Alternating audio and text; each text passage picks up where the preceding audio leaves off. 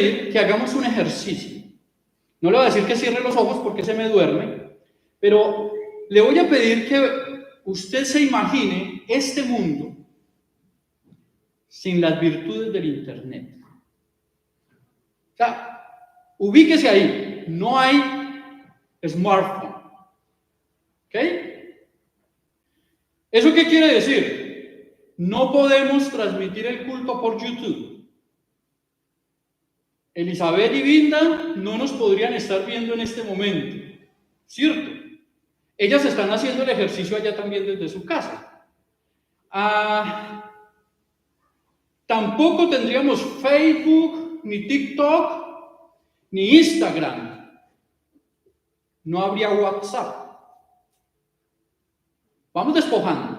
Vaya metiéndose conmigo en esa película, por favor. Necesito que lo haga. No podríamos subir fotos ni videos al instante. Ahora vamos un poco más atrás en el tiempo. Esto es como un viaje en el tiempo. Piense el mundo sin telefonía. Algunos de ustedes tal vez dirían, pastor, ¿existió en algún momento el mundo sin telefonía? Como nuestros muchachos preguntarían, ¿existió el mundo sin internet? Sí, hubo un tiempo en que no habían teléfonos. Y nosotros estamos en este momento, en ese momento de la humanidad. La comunicación es más demorada. Tenemos que viajar o tenemos que escribir, ¿cierto? Hacer cartas y mandarlas con el cartero. Ahora, pensemos en que no hay vehículos. El cartero entonces tiene que ir en mula, en caballo, ¿cierto? Estamos ahí ubicados. Ayúdeme con una cosa más. Piense que no hay factorías, que no hay fábricas, que no hay industria. Y como no hay industria, no tenemos comidas rápidas, no tenemos hamburger. El pastor ya se puso aburrido. No tenemos pizza. Y tenemos que comer de lo que hay en la cosecha. ¿Cierto? No hay gaseosas, sodas. No hay. Estamos ahí. Quedémonos ahí, por favor. No nos vayamos a salir de ese momento. ¿Por qué? Porque quiero que usted y yo nos acerquemos al texto y nos identifiquemos con lo que hoy leímos. Hoy leímos y hablamos y vamos a seguir hablando sobre unas mujeres que fueron a visitar un sepulcro.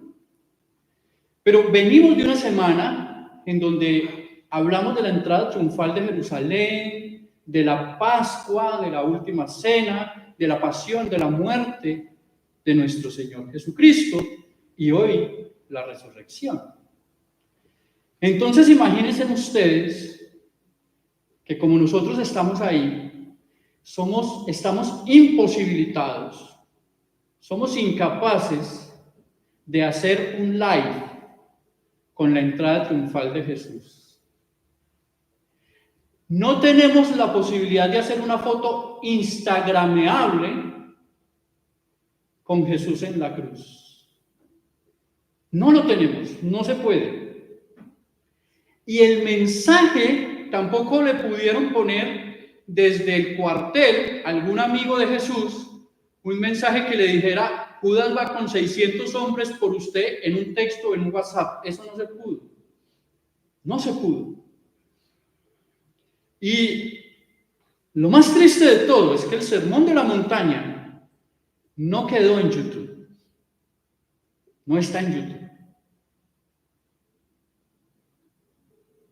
Quedémonos con esta impresión del mundo, por favor. Para que este ejercicio, como lo dije hace un momento, nos permita entender lo que pasaba con estas tres mujeres de las que hoy vamos a hablar. Porque anunciar el mensaje de Dios requería y requiere presencialidad, diálogo y vivencia de una experiencia. Entonces, ahora sí, estando ahí en ese mundo, revisemos algunas cosas importantes para saber. Vamos a hablar de unos preliminares, de algunas cosas que son importantes que usted y yo sepamos para una buena comprensión del Evangelio. Recuerden ustedes que la muerte de Jesús fue ¿cuándo? ¿Cuándo fue? El viernes, ¿cierto? ¿Y qué pasa el viernes? El viernes más o menos a las 6 de la tarde comienza el Shabbat, el día de reposo, el día de descanso. Entonces, eso le da mucho sentido al por qué la premura por llevar a Jesús a un sepulcro. ¿Y por qué la premura de que Jesús muriera, pues, a las 3 de la tarde? Porque se necesitaba tiempo para bajarlo de la cruz, se necesitaba tiempo para envolverlo en una sábana, conseguir una sábana y llevarlo a un sepulcro. El relato que nos hace Marcos, todos los evangelios tienen un relato diferente de cómo fue la resurrección. Todos los relatos tienen un relato, todos los evangelios, tienen un relato diferente de cómo fue ese evento. ¿Por qué? Coincido con un teólogo importante que dice, lo que pasa es que a los evangelistas no les interesaba demostrar la resurrección como un hecho histórico. ¿Es histórico para nosotros? Sí, pero ellos no querían demostrarlo. Jesús resucitó y punto. Pero sí cada uno de ellos quería dejar una enseñanza. Entonces Marcos, cuando habla de José de Arimatea, habla de uno de esos señores que estaban en el Sanedrín. De uno de esos señores, el Evangelio de Marcos dice que todos habían estado de acuerdo con que a Jesús lo crucificaran. Entonces, desde esa versión de Marcos, usted me puede decir, pastor, yo leo en Juan otra cosa. Sí, no se preocupe. En esa versión de Marcos, José de Arimatea es uno de esos señores que dijo que lo lleve. Y es esa persona la que se preocupa ¿para qué? Es que resulta que en el escenario judío no era posible que un muerto estuviera así como así, sobre todo en un día de reposo. Ahora, hay otra cosa que me viene a la mente, que es importante que ustedes sepan, y es que a Jesús lo acusan de ser un revoltoso, un revolucionario. Entonces, para los romanos, la muerte de la cruz era vergonzosa y era posible y permitido que esa persona quedara en la cruz y que ahí se lo comieran los pájaros de carroña. Pero no para los judíos. Entonces, ese es el afán, en la versión de Marcos, de José de Arimatea. Lo va y lo reclama, y ojo, que no hace un gran entierro. Todo lo que hace es lo envuelve en una sábana y lo lleva a un lugar cercano a donde él fue crucificado. Ahí habían unas criptas, unas cuevas que servían como tumbas, y ahí lo llevaron. ¿Estamos? Ahora, como no había un live, habían 3 mujeres que estaban mirando la escena de lejos. 3 mujeres que estaban mirando la escena de lejos. 3 mujeres que fueron testigas de eso que estaba sucediendo. 3 mujeres que vieron dónde había quedado el cuerpo de Jesús. Tal vez usted puede decir, ¿y ellas por qué no estaban ahí? Sencillo, porque había miedo. Y porque el relato de Marcos muestra muchísimo el miedo de la comunidad. El miedo de la comunidad. ¿Bien? En estos preliminares hay otra cosa bien importante. Estas mujeres, también nos dice Marcos, que habían seguido a Jesús desde Galilea hasta Jerusalén. Aquí hay dos cosas para tener en cuenta. Estas mujeres eran discípulas de Jesús. Porque cuando Marcos está hablando de seguir a Jesús, no es de caminar detrás de él, sino de caminar con él y aprender con él. Es un proceso de discipulado. Usted y yo podemos decir que somos cristianos porque estamos en un proceso de discipulado en el que estamos aprendiendo a vivir y a ser creyentes en Dios. Eso era lo que pasaba con estas mujeres. Entonces, estas mujeres eran discípulas, seguidoras del Señor. Pero además estas mujeres siguieron a Jesús desde el comienzo de su ministerio hasta el final del ministerio. ¿Dónde comienza el ministerio del Señor? En Marcos. ¿Dónde comienza? En Galilea. ¿Y dónde termina? En Jerusalén. ¿Y qué dice el texto? El texto dice que ellas le seguían desde Galilea hasta Jerusalén. ¡Qué tremendas eran estas mujeres! ¡Qué maravillosas eran estas mujeres! No solamente estas tres, porque el texto también dice que eran ellas y otras mujeres que seguían y servían al Señor. Allá Lucas, que tiene otra visión, nos hace un flaco favor, dice una teóloga, diciendo que servían de lo que tenían en sus haciendas o alguna cosa así. Porque Lucas tiene una visión un poco más de mayor posición económica. Pero Marcos dice que le servían. Tenga en cuenta eso. Son seguidoras desde el comienzo hasta el final, y cuando usted y yo somos seguidores del Señor, el resultado tiene que redundar ¿en qué? En el servicio. Estas mujeres eran verdaderamente discípulas del Señor. Caminemos, ya vimos los preliminares, entonces quiero invitarle a que caminemos un poquito al encuentro con estas mujeres. ¿Qué es lo que pasa en estas mujeres? Ya lo dije, hay tres mujeres, se llaman María Magdalena, María la Madre de Santiago y Salomé. Estas mujeres son importantes, sí, sí. Y hoy quiero decirlo repetidamente, hermanos y hermanas, eran importantes. Porque muchas veces nosotros damos la importancia a Pedro, a Juan, a Andrés, a Felipe, a los hombres.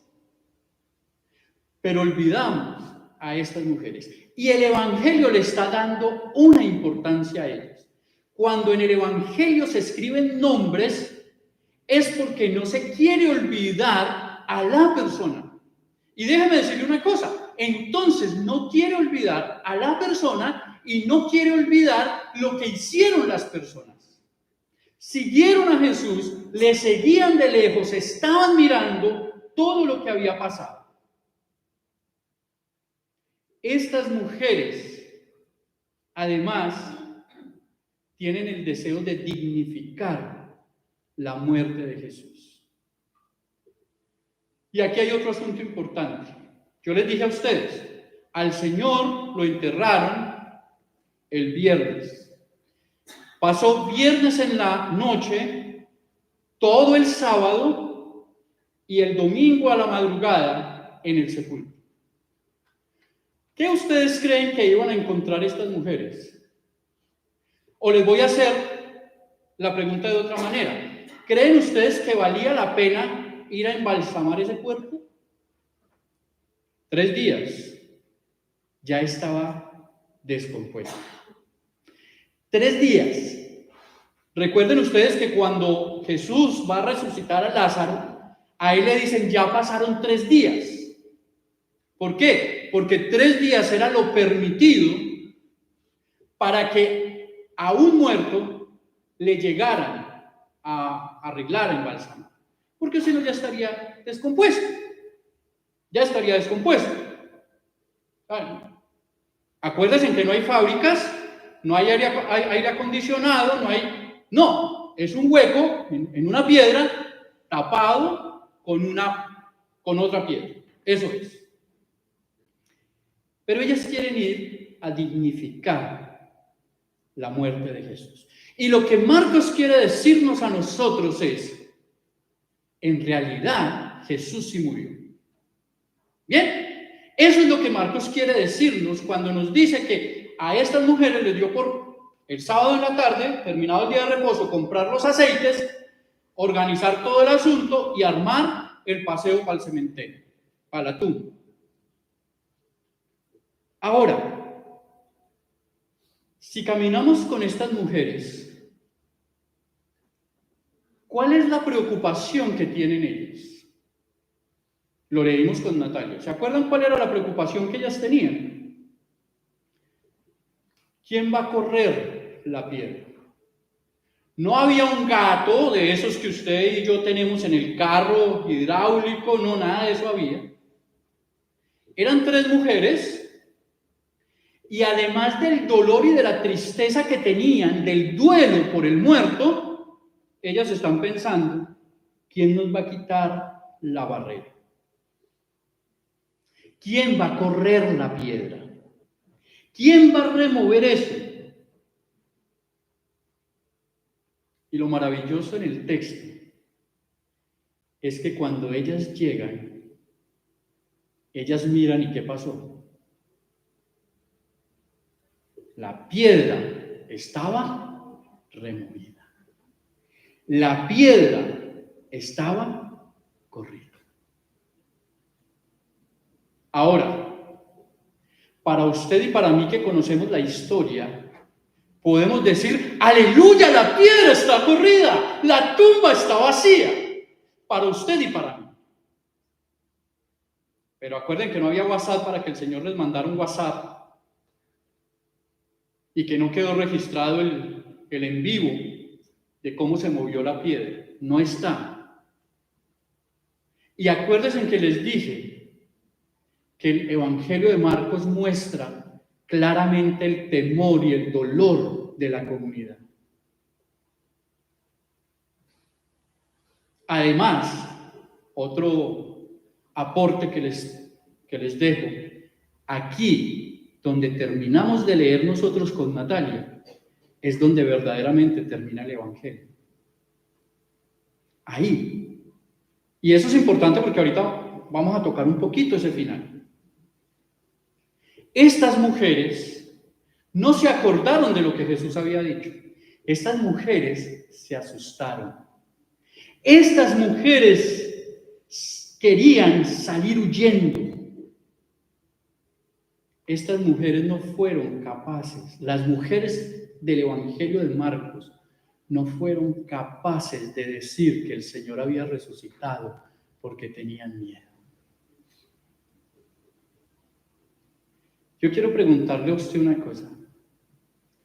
¿Cuántas veces a usted le ha dado miedo hablar de lo que Dios ha hecho con usted? Mi abuelo decía una cosa interesante. Decía, el que no ha visto a Dios cuando lo ve se asusta, ¿cierto? Y entonces a veces yo pienso que nosotros que estamos viendo constantemente a Dios y sus maravillas, nos vivimos con un temor de hablar a un mundo que necesita escuchar lo que Dios está haciendo con nosotros. Entonces, es necesario hacer una mirada del encuentro de estas mujeres con la resurrección. Y yo vuelvo a las preguntas. A mí me encanta hacer preguntas. ¿Cuántos de nosotros quizás buscamos prepararnos para el encuentro con Dios, pero aún lo percibimos muerto? ¿Cuántos de nosotros queremos tener un encuentro maravilloso, bonito con Dios, pero de pronto en nuestra mente todavía está crucificado? ¿A cuántos de nosotros la tristeza, la angustia, la duda, los recuerdos nos hacen pensar que son barrera para acercarnos a Dios? Y no podemos visualizar, entender que esas dudas, que esos malos recuerdos, que esas angustias, que esas tristezas, eso que sería la piedra, eso que sería la roca, el Señor ya la quitó, ya la removió, ya no está por su gracia. ¿Para cuántos de nosotros el caminar en la fe se ha convertido en un caminar de sepulcro espiritual y emocional? ¿Cuántos de nosotros de pronto hemos perdido el sentido de la fe? ¿Y vos para qué vas a la iglesia cada domingo? Para cumplir. Y vos disfrutás lo que haces allá, los cantos, los himnos, las horas. No, yo ni me aguanto a ese pastor. Y vos disfrutás de lo que se hace ahí. Es que no tengo nada más que hacer los domingos. Y vos estás ahí compenetrado en la comunidad. Son una familia. No, yo voy y salgo rapidito. Que ni me vean. Que ni me vean. Es más, yo me hago en la última silla. Quiero aclarar que no es el caso de Jaime y de Vilma. Pero ahorita miran a la última silla y entonces piensan que son ellos. No, quiero hacer la claridad. Pero ¿cuántas veces, queriendo nosotros encontrarnos con el Señor, repito, vemos las situaciones negras, oscuras, y se nos olvida que Él es capaz de mover la piedra? ¿Por qué hago estas preguntas? Porque cuando vamos caminando con estas mujeres, caminando, literalmente caminando, acuérdense que no hay carros, vamos viendo a estas mujeres tan preocupadas por quién va a correr la piedra. Pero cuando ellas llegan y ven que la piedra no está, hacen lo que muchos de nosotros hacemos. Cuando vemos el problema resuelto, buscamos otro problema. Y si nosotros nos soportamos en el Evangelio de Juan, el Evangelio de Juan dice que esas muchachas, que esas mujeres dijeron: ay, se robaron el cuerpo del Señor. ¿Le ha pasado a usted así? ¿Le ha pasado a usted que de pronto usted dice: ay, hombre, vamos a pensar en un ejemplo de esos que es bien conocido, el marido borracho? Ay, es que bebe, es que toma, es que cuando llega borracho es cansón. Y deja de ser borracho y usted, en vez de alegrarse, dice: ay, no, pero es que también fuma. Y busca otro problema. ¿Cuántos de nosotros, hermanos y hermanas, en la comunidad, en la familia, en el trabajo, vemos que los problemas se solucionan y nosotros buscamos otro problema? Porque nos gusta vivir con miedo, porque nos gusta vivir con el temor, porque nos gusta vivir angustiados, porque nos gusta vivir en la duda. Y el Señor arreglando los problemas y nosotros buscando más para amargarnos la vida, cuando el Señor tiene adentro de esa tumba un mensajero para estas mujeres, como tiene mensajeros para nosotros. Y en ese encuentro con la resurrección, ¿qué pasa? ¿Saben que me encanta? Porque Marcos dice que hay un muchacho ahí, y eso me hace pensar en dos cosas. Una que ya he dicho muchas veces y la que voy a decir ahorita. Me hace pensar que el escenario de la resurrección en nuestra vida es el escenario preciso, perfecto, para que nosotros tengamos un nuevo encuentro con el Señor, para que seamos rejuvenecidos. No era un viejito, perdónenme la expresión, no era un viejito decrépito el que estaba ahí, ni era un viejito amargado. Fue un hombre vestido de blanco, un muchacho. Yo no voy a entrar en detalles de quién se supone que es, pero hay algunas teorías. El caso es que este muchacho les dice, ¿y ustedes a quién buscan? Él no está aquí, Él resucitó. Y esto nos hace acordar de la necesidad de empezar de nuevo con Dios, de la necesidad de volver a Él, de dejar de estar poniendo problemas y líos en nuestra mente, en nuestra cabeza, en nuestro corazón, y entender que Él nos recuerda y que nos recuerda que Jesús está sentado a la derecha de Dios Padre, porque ese muchacho además dice que estaba sentado a la derecha. La segunda cosa, que es la que les dije, que ya he dicho muchas veces, es que también es un llamado a ver en nuestros jóvenes y en nuestros niños un futuro promisorio. Hoy estoy muy alegre porque tenemos niños, tenemos jóvenes. Y usted puede decirme, si usted quiere poner otro problema al problema, pero pastor, es que hoy asisten y es último domingo, ¿cómo no van a venir? Pero yo quiero decirle a usted, aunque sea Easter, aunque sea el último domingo, hoy es el día que nosotros tenemos como oportunidad para llamar a nuestros jóvenes, para consentir a nuestros jóvenes, para hacer que nuestros jóvenes se sientan en casa, se sientan en familia. Sientan que este lugar, que este culto, que esta liturgia les pertenece. Sientan que esta es su familia de fe y que aquí les estamos dando testimonio del amor de Dios.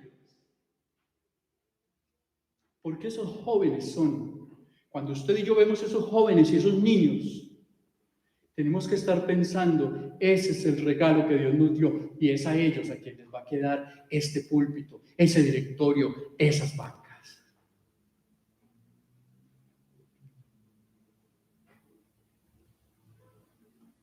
Hermanos y hermanas, Dios le habla a nuestro miedo. Dios le habla a nuestro miedo para que usted y yo tengamos paz. Dios le habla a usted y le dice, no se asombre, no tenga miedo. Esto era lo que iba a pasar.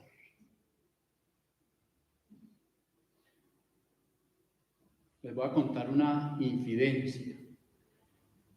Hoy nuestros muchachos están reflexionando, ¿cómo será Dios? Están reflexionando sobre preguntas como, ¿cómo puedo acercarme a Dios? ¿Por qué le pasan cosas buenas a la gente, cosas malas a la gente buena? Todas esas cosas. Porque queremos que ellos tengan un encuentro con Dios. Pero ellos van a tener un encuentro genuino con Dios cuando usted y yo tengamos un reencuentro genuino con el Señor.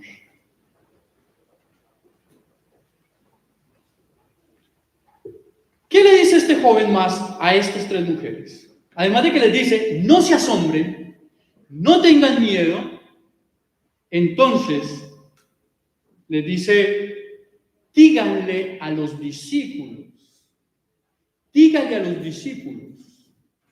que nos vemos en Galilea. Me acabo de acordar de la resurrección de hace un año, que llevaba el título, era Hacia una nueva cita. Pero Marcos tiene una cosa interesante. Marcos le dice a las muchachas, a las mujeres, vaya y le dicen a los discípulos que nos vemos en Galilea. Y díganle también a Pedro. No podemos dejar por fuera ese detallito. Porque Pedro fue el que lo negó. Ustedes se acuerdan. Todos se fueron. Todos dejaron solo a Jesús. Pero Pedro lo negó 3 veces.